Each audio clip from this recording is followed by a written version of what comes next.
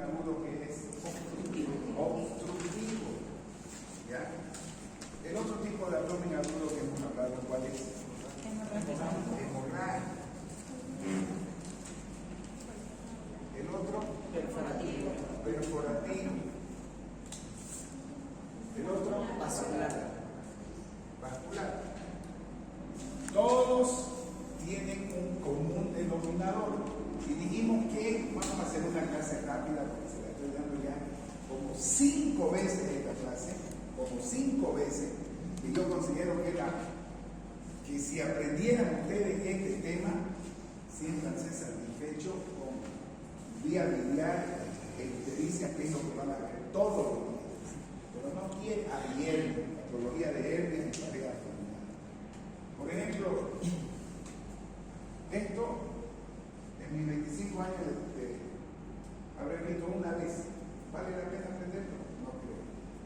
Esto sí lo vamos a ver, esto sí, ya lo hemos visto, esto también, todo esto lo hemos visto, y lo vamos a decir por qué, pero no necesitan aprenderlo de memoria, no necesitan aprenderlo.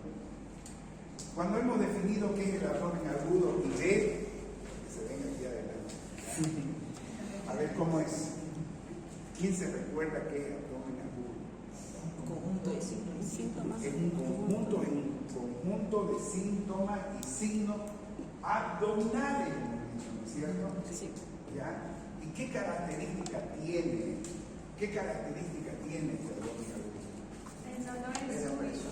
Es de aparición brusca. Entonces, yo ya cuando estoy elaborando mi pensamiento, mi concepto, yo tengo que agarrarme de eso para ir armando mi línea de razonamiento. Entonces, un abdomen agudo quirúrgico no puede ser una patología crónica, es una patología aguda, abdomen agudo, ¿no es cierto?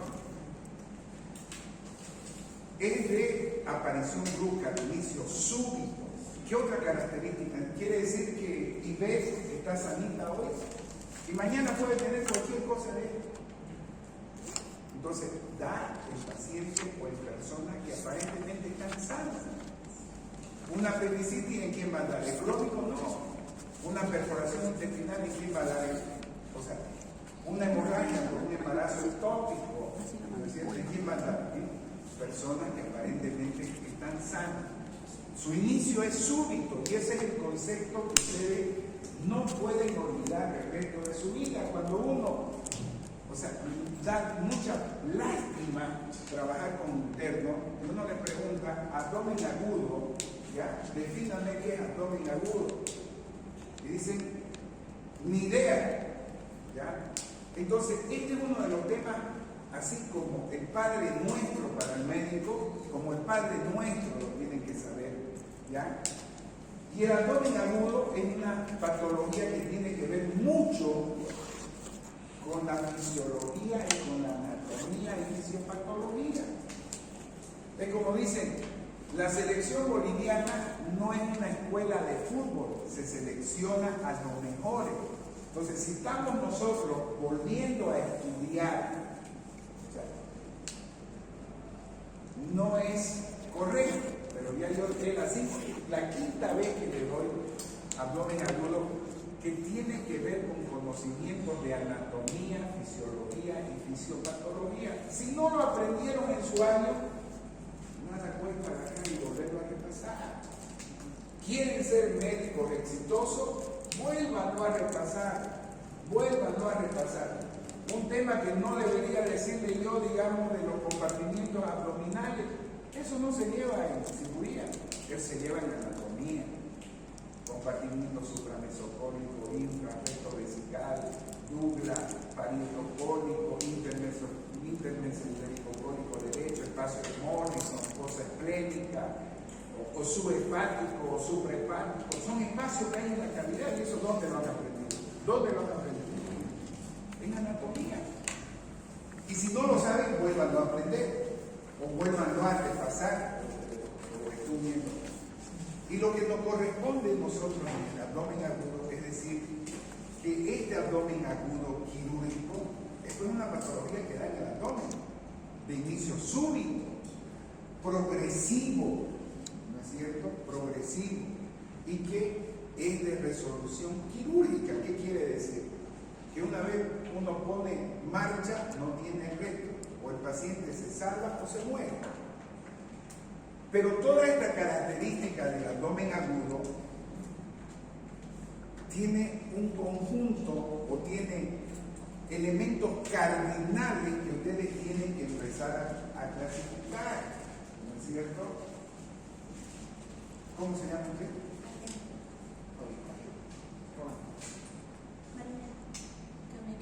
Camille. Son los 5 tipos de abdomen agudo. ¿Qué los caracteriza? Que son estudiantes de medicina, ¿no es cierto? Y tienen nombre, igual que todos son estudiantes de medicina. Y cada uno tiene nombre, pero hay que ponerle su apellido. ¿Y cómo definimos que son estudiantes de medicina? Y vamos a decir que estos estudiantes de medicina, traducido al abdomen agudo quirúrgico, vamos a decir que se caracterizan ¿por qué? Porque hay dolor abdominal. O sea, él y ella tienen dolor abdominal. O sea, Camille, Diego, ¿no? Rolando. ¿Oye?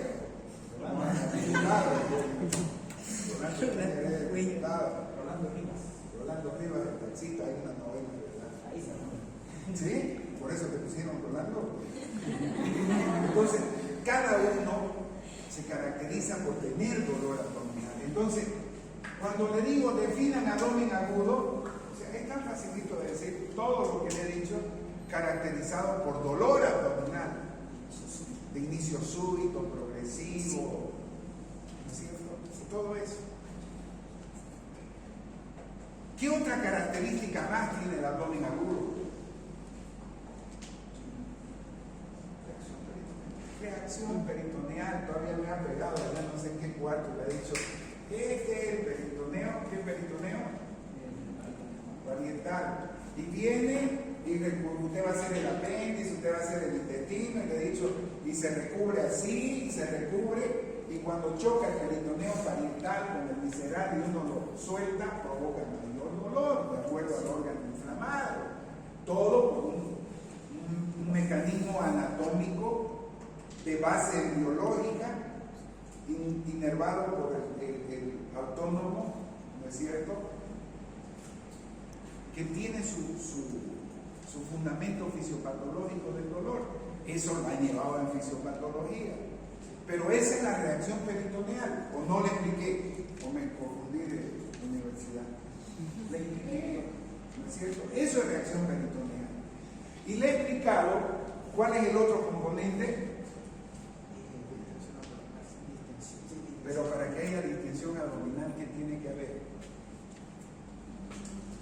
Que el dolor sea progresivo, tal vez. Pero ¿qué tiene que ver el dolor progresivo? Por ejemplo, el dolor progresivo, ¿qué tiene que ver con la distensión? Yo quiero que ustedes piensen.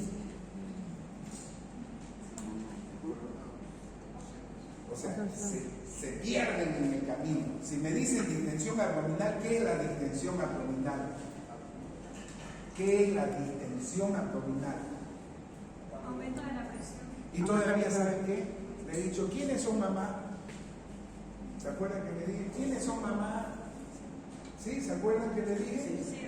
¿Ya? Porque la mamá, cuando se embaraza, tiene distensión abdominal y no tiene abdomen agudo.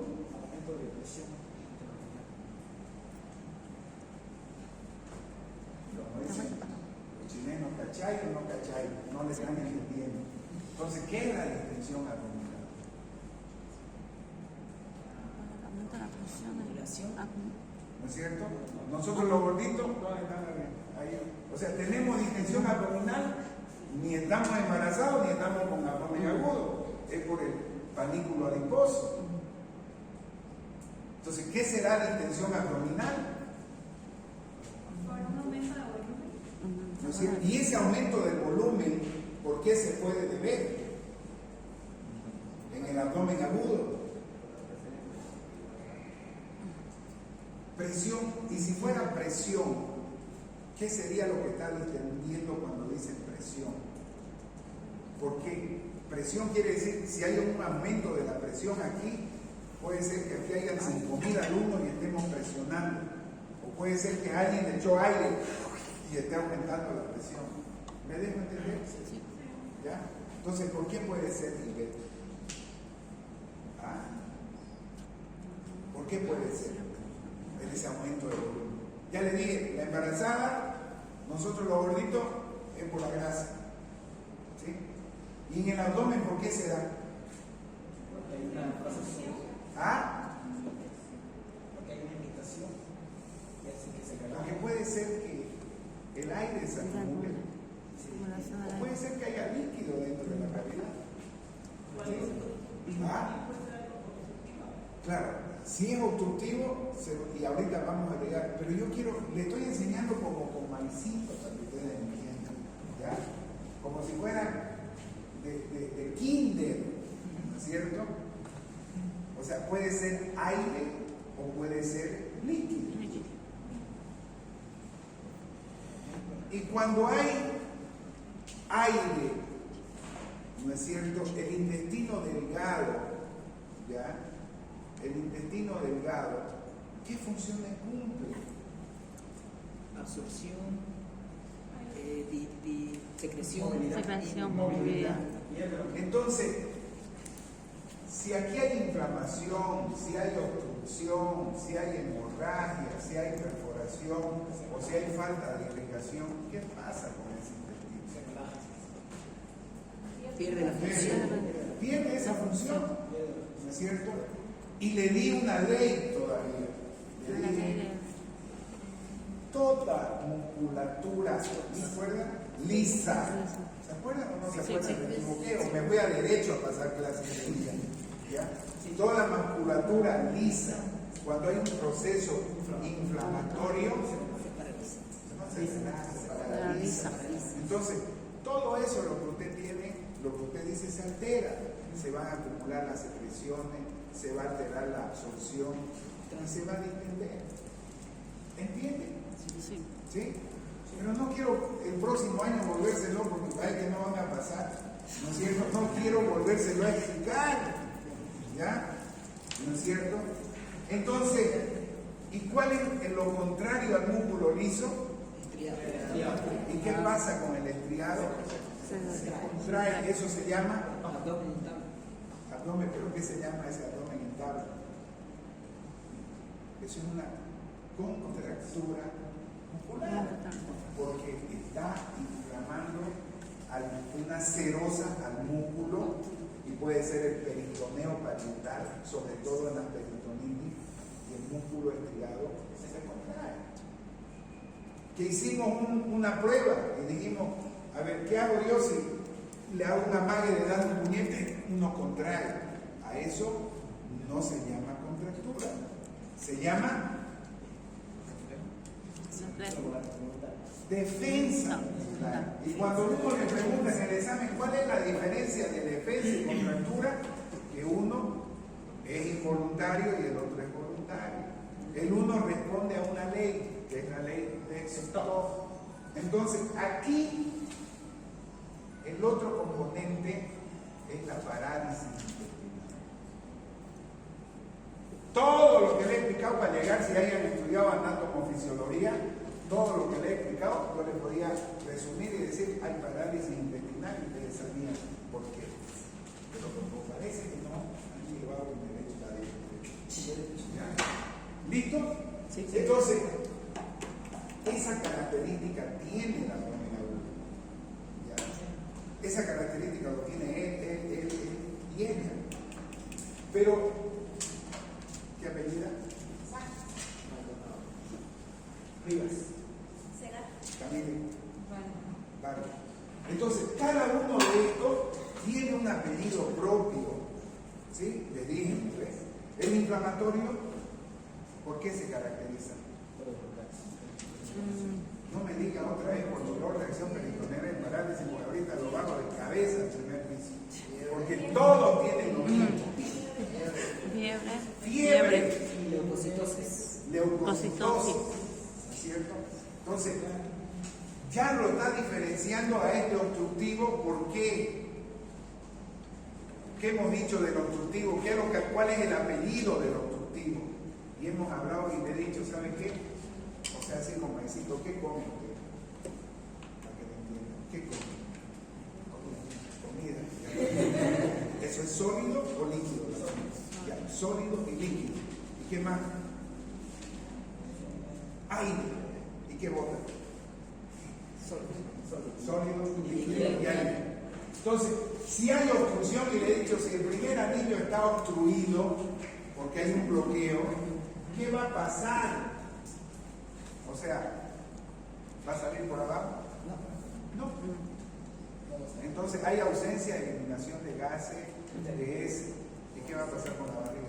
Obstrucción abdominal. Y si sigue la obstrucción, va a buscar buscar por dónde salir. Y ahí hemos hablado del vómito. Y hemos clasificado el vómito desde el estómago, intestino delgado, hasta llegar a los fecaloideos, que determinan el nivel de la obstrucción. Entonces, cuando hablamos de obstrucción intestinal por ahí, ¿para qué vamos a volver a hablar si ya lo hemos hablado en la fisiopatología de la enfermedad? O sea, no están entendiendo la materia. ¿Ya? Entonces, el hemorrágico, hemos hablado del hemorrágico, también tiene Bien.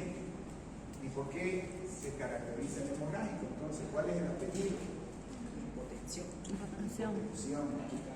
Taquicardia, palidez, débito. ¿Y cuáles son las causas más frecuentes? Las mujercitas no se pueden olvidar nunca. Embarazo ectópico. ¿No es cierto? Trauma abdominal, una ruptura del hígado, del vaso, del riñón, o sea, produce sangrado. ¿Y qué va a tener? Un abdomen agudo con toda esta crítica. ¿Sí? El perforativo. Claro, se perfora, sí, pero por una úlcera perforada, pero ¿qué caracteriza eso? Va a tener dolor, y hemos dicho, hay una fisiopatología del perforativo.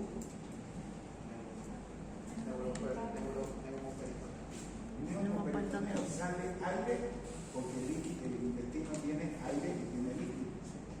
Sale aire y líquido.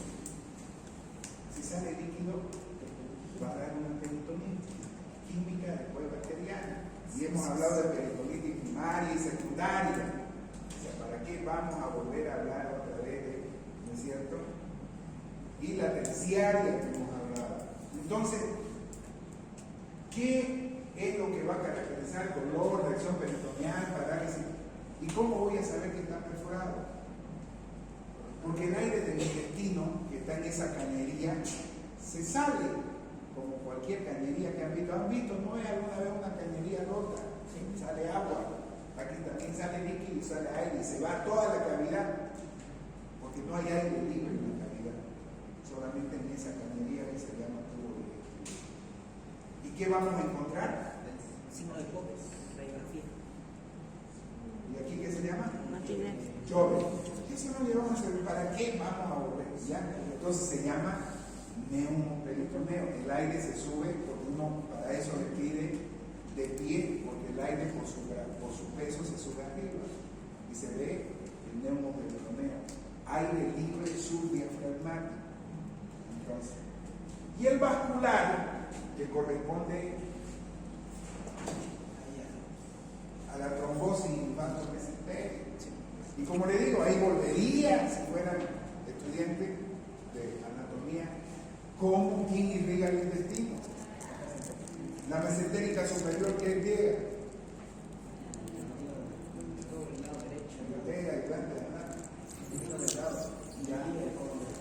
Y la mesentérica inferior, y el resto del recto, ramas de la hipogástrica, ¿no es cierto? Entonces, ¿qué es una trombosis? Una trombosis, ¿no es es cierto? Es una obstrucción del riego, es una obstrucción de la arteria. Y si hay obstrucción, ¿qué va a producir? Isquemia, decisiva necrosis. Y ese paciente va a tener un abdomen agudo con dolor, con reacción peritoneal, distendido.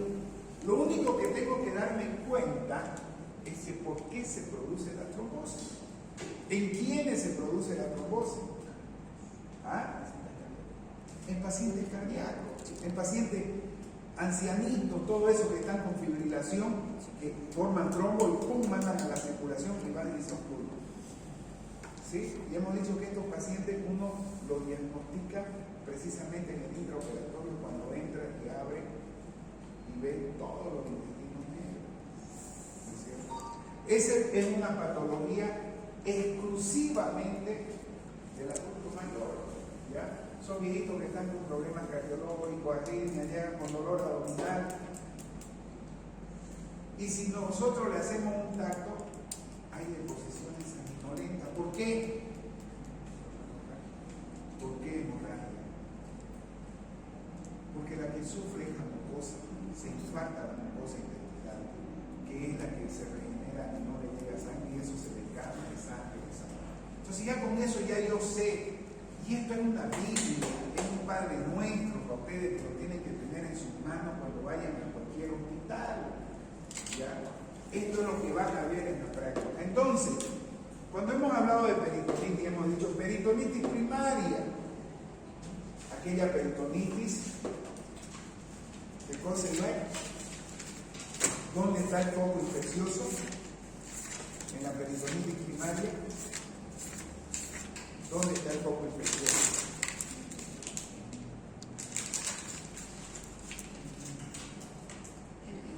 ¿Por qué es secundaria? Porque se insemina. Secundaria A un proceso séptico intraabdominal, apéndice, divertículo perforado, perforación intestinal, tanto que quieren hablar de perforación intestinal, ¿ya?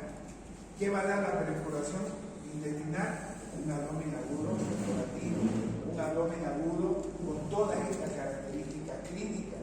Lo único que tienen que aprender, ¿cuáles son las causas etiológicas? Se tragó un hueso de pollo, se tragó un alfiler, una perforación iatrogénica, pero la clínica es la misma. ¿Ya? Entonces, la peritonitis secundaria responde a una causa intraabdominal. ¿Cuál es la primer causa de peritonitis secundaria?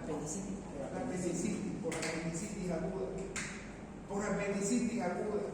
¿Ya? Por apendicitis aguda. ¿Ya? Entonces, la primaria, ¿cuál será? La que produce toda esta clínica, pero su foco infeccioso, ¿no es cierto?, no está dentro del abdomen. ¿Dónde está? Aquí debería estar pensando uno. ¿Dónde está? ¿Cuál es la más frecuente? La tuberculosa. Quiere decir que por vía hematógena, linfática, todo, llegan los gérmenes a la cavidad abdominal. Y la causa más frecuente es la tuberculosis pulmonar o extrapulmonar, la ganglionar. Y el paciente, cuando uno lo examina y todo eso, generalmente ya no se ven este tipo de peritonitis tuberculosa porque los tratamientos han avanzado todo. Pero vemos una periperitonitis que también se lo expliqué. ¿Qué es? ¿Cuál es? Que solo tienen las mujeres y tal vez algunos hombres quieren tener. ¿No es cierto? ¿Cuál es? Las infecciones bacterianas ascendentes del tracto genital femenino. Por eso que este paciente, o sea, empieza con una vulvovaginitis, Gardnerella, tricomona, gonocócica, etcétera, etcétera, ¿ya? Y eso va ascendiendo y va inflamando el endometrio y se va hacia a las trompas y se disemina hacia la cavidad pélvica, produce peritonitis. ¿Pero dónde empezó su foco? Abajo. extra abdominal. Y muchas veces ¿cómo me voy a dar cuenta? Cuando le preguntamos a todas las mujeres, todos ustedes tienen que preguntar, mujeres, ¿cuándo fue su último papá Nicolau? ¿Tiene secreciones? ¿No tiene secreciones? ¿No mancha la bombachita? ¿Qué color mancha cuando lleguen ya ginecología? ¿Qué color es? ¿A qué huele? ¿A pescadito? ¿Así? ¿Podría? Ah, ya, gardinela. Entonces, hasta eso hay que saber, ¿ya? ¿Es achocolatado? ¿No es achocolatado? Porque esas infecciones van a ir por el tracto genital, ¿no es cierto?, a colonizar el abdomen. Y la terciaria, ¿se acuerdan? La terciaria es esto. O sea, y aquí que ustedes lean absceso sufrénico, ahorita lean en voz alta, y dice lo mismo, simplemente que se presenta después de cualquier procedimiento, de una peritonitis, de un manejo de una peritonitis, cuando uno no lava bien y el pus se acumula en las cúpulas diafragmáticas, causa peritonitis apendiculares. O sea, ¿y qué es la clínica? ¿Cuál es la clínica? ¿Qué va a haber en la clínica? Dolor, ¿no es cierto? ¿Cómo lo voy a diagnosticar un absceso sufrénico? Por el antecedente, porque los abscesos sufrénicos primarios son rarísimos, no existen. Todos los abscesos se presentan después de un procedimiento quirúrgico de una peritonitis secundaria. Entonces, no solamente hablemos del absceso sufrénico, entonces, toda esta nomenclatura es muy antigua. Hoy se llama peritonitis terciaria. ¿Por qué? Porque se puede acumular en el fondo de saco de Douglas o en el espacio recto vesical, o se puede acumular en fosa ilíaca derecha, en la fosa esclénica, ¿ya? Entonces, no vamos a estar estudiando sufrénico, recto vesical, parietocólico. ¿Me entienden lo que quiero decir? Que hasta mal está el tema del índice de las cosas, cuando deberíamos explicar que los abscesos, las peritonitis secundarias, se presentan colecciones en estos compartimientos, no solamente en el espacio sufrénico, y se presentan después del procedimiento. Nosotros, 2 pacientes, hemos castigado a los residentes que se han entrado a operar peritonitis apendiculares y con una incisión infraumbilical y que dice que han lavado toda la cavidad. Y cuando le decimos, ¿y el espacio clínico, sufrénico, lavaron bien? Sí, 20 litros, pero ¿cómo van a llegar de aquí hasta acá? Imposible. A los 4 días han estado operando abscesos sufrénicos. Pero son residuales, ¿me dejo entender? ¿Ok? Entonces, ¿y cuál va a ser la clínica? Dolor, fiebre, reacción peritoneal, laboratorio de leucocitosis, le pido ecografía. Ya eso es para que ustedes razonen. ¿Qué más? Megacolon. Entonces ahora empezaremos con megacolon, divertículo y con colon. ¿Quién va a dar colon? Vamos. Colon. ¿Quién va a dar colon? Anatomía. Empecemos con anatomía. Vamos, aquí nuestro... Vamos, hagamos un recuerdo. Sí, para que empecemos con megacolon. ¿Ya le sacaron fotos? O sea, lo que yo quiero es que me entiendan que todos estos temas, por ejemplo, léanlo por cultura, es bueno por cultura, pero le voy a hacer sincero, ni le voy a poner, pero léanlo por cultura, porque el médico no debe estar presionado con el conocimiento. El médico, mientras más lea, mejor. Esto sí, ¿ya? Obstrucción intestinal, ya lo hemos hablado, digamos. ¿Cuáles son las causas? A ver, vamos a reforzar obstrucción intestinal antes que nos hable. Y ve cómo se clasifica la obstrucción intestinal. ¿Cómo se clasifica?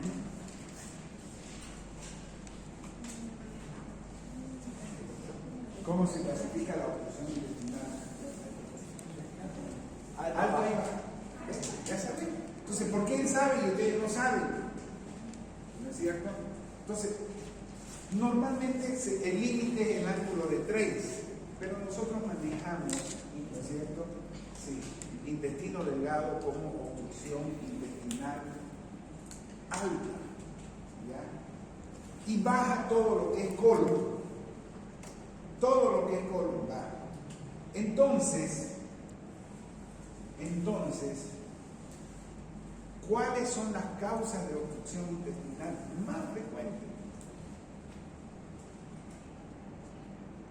¿Sí? ¿Y el paralítico? A ver, está muy buena la pregunta, pero hay necesidad de respóndale. Orlando, Cuella. ¿Cuella? No puede ser. Es que está de moda por ahorita.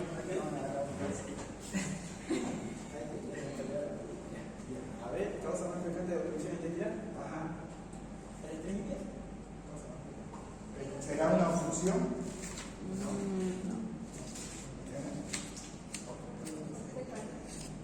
Entonces, bien.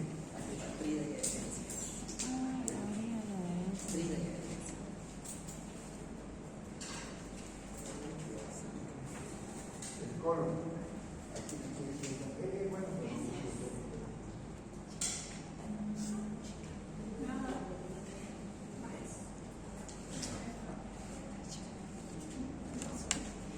ya.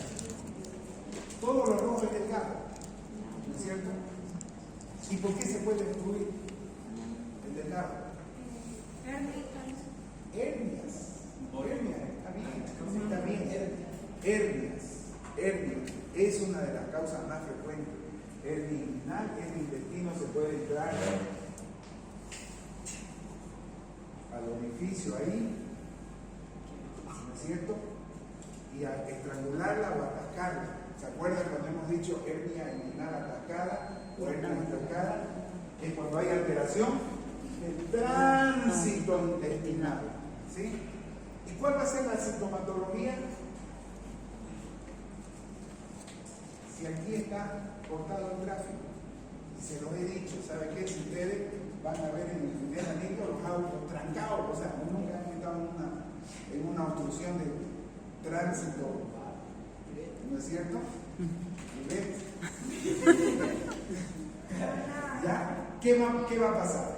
Que todo lo que yo como no va a pasar. ¿Y este intestino qué va a pasar? Se va a distender, se va a dilatar. ¿Y qué va a tener el paciente? Distensión abdominal. ¿Va a salir por acá? No. Entonces, eso es la clínica. ¿Qué estudio me sirve para determinar esto, para diagnosticar? Una radiografía. ¿Ah? Una radiografía de. ¿Qué? El endoscopio mide 1,80. ¿Y cuántos metros de intestino tenemos? Una radiografía. Una radiografía y Entonces, como aquí se detiene el aire, ¿no es cierto? Entonces vamos a tener niveles,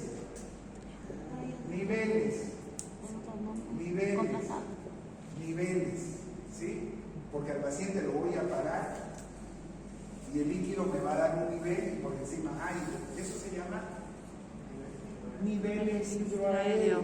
Entonces, cuando yo veo un nivel hidroaéreo en una radiografía, yo digo es obstrucción de delgado. Y cuando es obstrucción de grueso, fíjense el relegado hacia acá. Entonces, voy a ver pues la típica imagen de gana, ¿no es cierto? ¿Por qué? Porque pierde las opciones del colon. Ya si va a ser módulo, ya vamos a ver que tiene imagen, pero la característica es que pierde eso. Si veo la radiografía, la localización de esto y de esto, ¿dónde va a estar? ¿Dónde va a estar el delgado? ¿Qué localización tiene en una radiografía? Central. Y esto va a ser periférico. O sea, así de fácil. Ahora estábamos hablando de causas.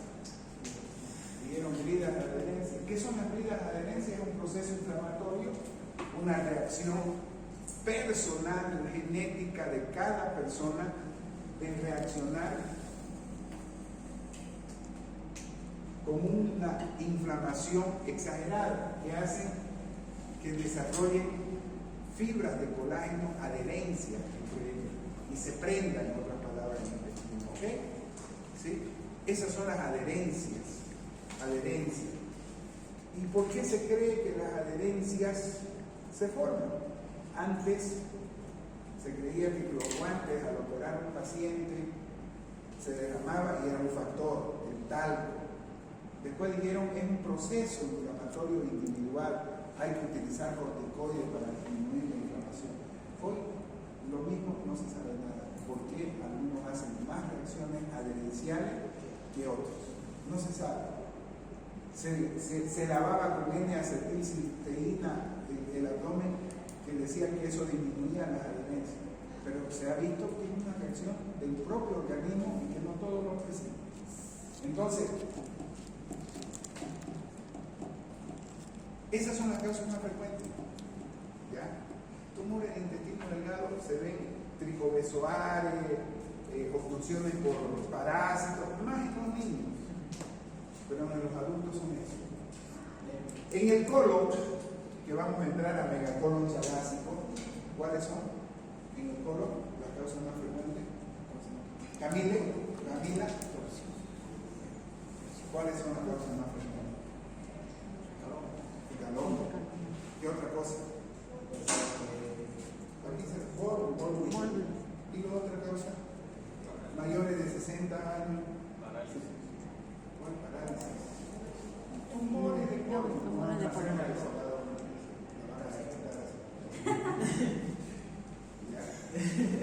Tumores de colon. Eso es frecuente. Lo que no es frecuente, ¿no es cierto?, son los tumores de intestino delgado. Ahora, a su pregunta, ¿qué era su pregunta? Ilio paralítico. ¿Ah? ¿Quién tiene por ilio paralítico? Ilio es una parálisis, es una distensión del intestino. ¿No del perisantismo? Delgado, ya. Pero ¿por qué se le pone ilio paralítico y a este tipo de ilio mecánico? ¿Algún estudiante de medicina? Causas funcionales. Lo uno, o sea, el ilio paralítico es funcional. Y si es funcional, ¿qué tengo que saber entonces? O sea, y fisiología y bioquímica, ¿no? Si mi auto no anda por este paro que no hay gasolina, que no tiene gasolina, ¿por qué anda el intestino? ¿Cómo va a saber que no tiene fuerza? ¿Por qué? ¿Por qué se contrae el intestino? ¿Ya? ¿Por qué? ¿Cuál es el mecanismo celular que hace que una fibra miocárdica, cualquier fibra se contrae? No han estudiado la célula, ¿cómo se llama? Así más o menos en el mundo, salida de qué, entrada de qué, o sea, para depolarización de membranas, la ley de Starling, o sea, no han llevado el derecho a eso. O sea, tienen que ponerle más ganas. Medicina es hermoso, pero es estudiando, no es para tener el título de médico. Médico hay un montón de como Paco, ¿ya? Pero de verdad, como jugadores. Pero ¿quiénes son los que brindan? Y eso necesita esfuerzo. Ustedes están guaguitas, como dicen los del interior. Estudien esto, lo va a hacer grande. Pero si ustedes pierden la oportunidad, realmente el destino es terrible. Están en cuarto año, 4 añitos de los 50 que tienen por delante para vivir con medicina. ¿Ya? Entonces, el ilio paralítico, ¿a qué se debe? Porque está paralizado.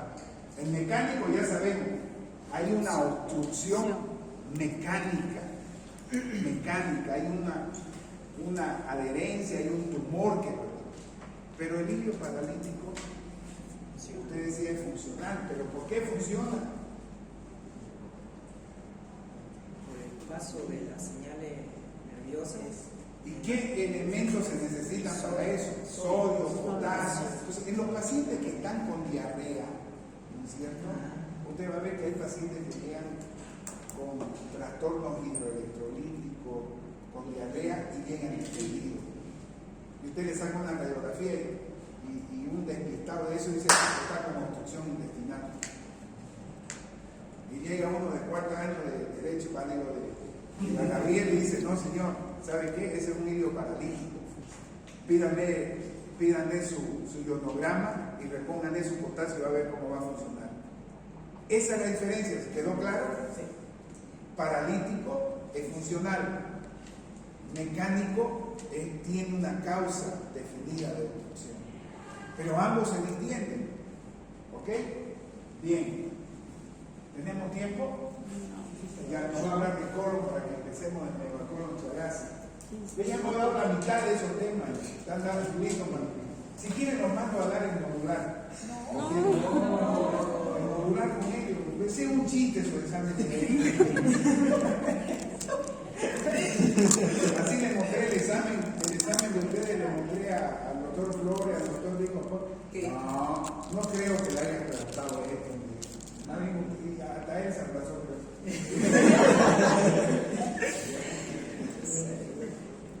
Vamos, colon. ¿Qué? Vamos. Borre todo eso.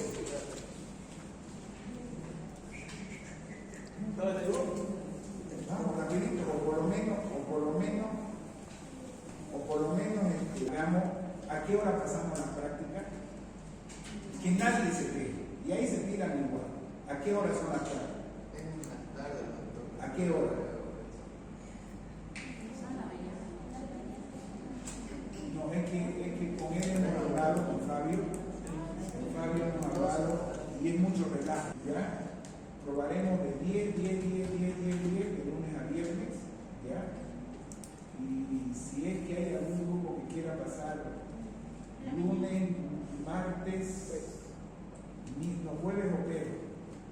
Aquí el horario de boletos, doctor, lunes de 2 menos cuarto a 5 menos cuarto, los miércoles igual de 2 menos cuarto a 5 menos cuarto y los jueves de 3 y cuarto. No, de la 1:30, ya nadie almuerza, nos quedamos ahí hasta las 3 de la tarde. ¿Ya?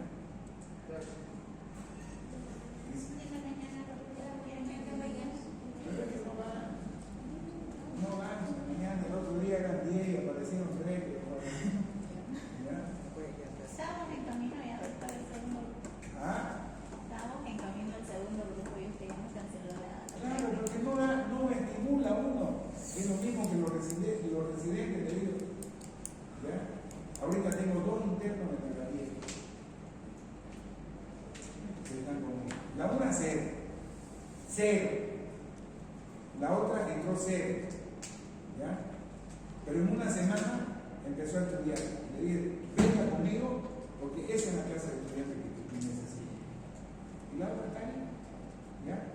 Y ella está respondiendo, aprendiendo y va a entrar al quirófano conmigo. ¿Por qué no tiene? O sea, tiene que nacer, no es vencer la materia. Yo tengo compañeros que han visto 4 mundiales en Sucre y han salido médicos, pero ya les digo, el buen estudiante es un buen profesional. Vamos, Flavio.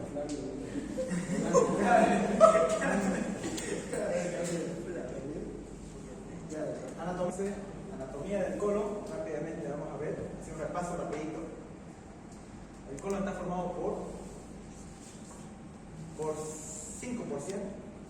Ya, tenemos aquí la parte de la porción del ciego, colon ascendente, colon transverso, colon descendente, el sigmoide y el recto. ¿Serían cuánto? 6, ¿verdad? 6. 1, 2, 3, 4, 5, 6. Entonces todo esto compromete al colon. El colon está formado más que todo, anatómica y macroscópicamente, por tenias y austras. Esta parte de aquí sería la parte de las austras del colon. Y esta parte de aquí sería la parte de las tenias, que más que todo está formado por músculo liso, longitudinal, la parte de las tenias. Y las otras permiten que el contenido intestinal se vaya subiendo, gracias al peritatismo, las otras hacen que el contenido intestinal se vaya subiendo hacia arriba, hacia el colon transverso, y luego vaya bajando al descendente, al sigmoide y por finalmente al recto, que es la parte del recto donde no tiene austras, es la porción dilatada distal del tubo digestivo. Entonces no tiene austras, está compuesto por tenias, entonces, toda la parte por tres tenias en total. ¿Ya? Y en el colon sigmoide, que parece como un sigma, después viene aquí la parte del recto. Histológicamente, así bien microscópicamente vamos a ver la parte de cómo está compuesto histológicamente la mucosa. Ya cómo está compuesta las placas, la parte histológica de la pared del colon. Está compuesto por mucosa, submucosa, muscular y por aquí la serosa, que es lo que nosotros vemos. Esa es la parte del colon que así está formado histológicamente. Y esto les hablé porque me pareció muy interesante, porque aquí miren, a nivel de la submucosa se encuentra un plexo muy interesante que tiene mucha importancia en la parte clínica, que es el plexo de Meissner, en la parte de la submucosa. Y en la parte entre el músculo liso circular que está aquí y el músculo liso longitudinal se encuentra el plexo mientérico de Auerbach. Y ahí es donde ataca el famoso parásito que se llama Trypanosoma cruzi, el que afecta, se come todo lo que son las fibras aquí parasimpáticas. ¿Y qué creen que va a pasar con ese colon si no tiene fibras parasimpáticas? No va a poder contraerse, entonces va a haber ausencia, aquí lo va a destruir por causas aún desconocidas según algunos autores. Destruye el plexo mientérico de Auerbach y hace que el colon se distingue, porque no tiene movilidad, no tiene esa función parasimpática que normalmente produce el peritatismo, y eso produce que el colon se vaya agrandando con el tiempo, se vaya dilatando. se vaya dilatando, Sí, porque es una cavidad. y la dilatación es un aumento